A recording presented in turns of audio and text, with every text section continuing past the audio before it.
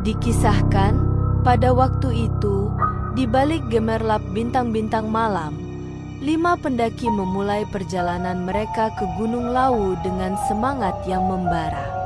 Mereka melangkah di bawah pepohonan yang tinggi, di antara dedaunan yang merdu dan aroma tanah yang segar. Terhanyut dalam kecantikan alam, mereka berharap untuk mencapai puncak gunung dan menyaksikan keindahan matahari terbit dari atas sana. Namun, tak seorang pun dari mereka menyadari bahwa malam itu akan menjadi awal dari petualangan yang kelam dan mengerikan. Dengan perbekalan yang cukup dan semangat yang menyala-nyala, kelima pendaki itu bergerak maju dengan penuh keyakinan. Mereka berbagi tawa dan cerita di bawah langit yang bersih, menikmati setiap langkah yang mereka ambil. Namun, semakin jauh mereka menjelajahi hutan, semakin lebat kabutnya, dan semakin sunyi dan gelap jalanan yang mereka lalui. Tanda-tanda pertama ketegangan muncul saat salah satu dari mereka, seorang wanita bernama Maya, tiba-tiba merasa seolah-olah ada yang mengintai dari balik pepohonan. Suara-suara aneh bergema di kejauhan, menggoda imajinasi mereka dengan kehadiran sesuatu yang tak kasat mata. Namun, Maya mencoba untuk mengabaikan ketakutannya, berpikir bahwa itu hanya imajinasinya semata. Namun, ketika malam semakin larut, kegelapan yang menggelayuti hutan itu semakin intens. Mereka merasa seperti dikelilingi oleh kegelapan yang hidup. Dengan mata mereka tak mampu melihat apapun di luar jalur yang mereka lalui. Suasana tegang mulai merayap masuk ke dalam hati mereka, memicu kecurigaan dan rasa takut yang tak terkendali. Saat satu dari mereka, seorang pria bernama Raffi, tiba-tiba menghilang tanpa jejak, ketakutan merajalela di antara kelompok itu. Mereka mencoba mencari temannya yang hilang, berteriak memanggil namanya, tetapi tidak ada jawaban yang datang.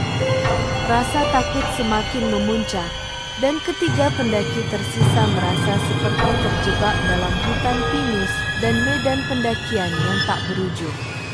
Suara-suara aneh terdengar di sekitar mereka, membuat bulu kuduk mereka merinding. Mereka merasa seperti diperhatikan oleh sesuatu yang jauh lebih besar dan lebih gelap dari apa yang bisa mereka bayangkan.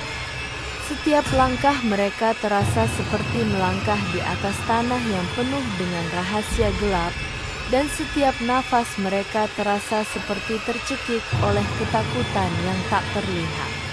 Saat malam mencapai puncaknya, hanya 2 dari 5 pendaki yang masih bertahan.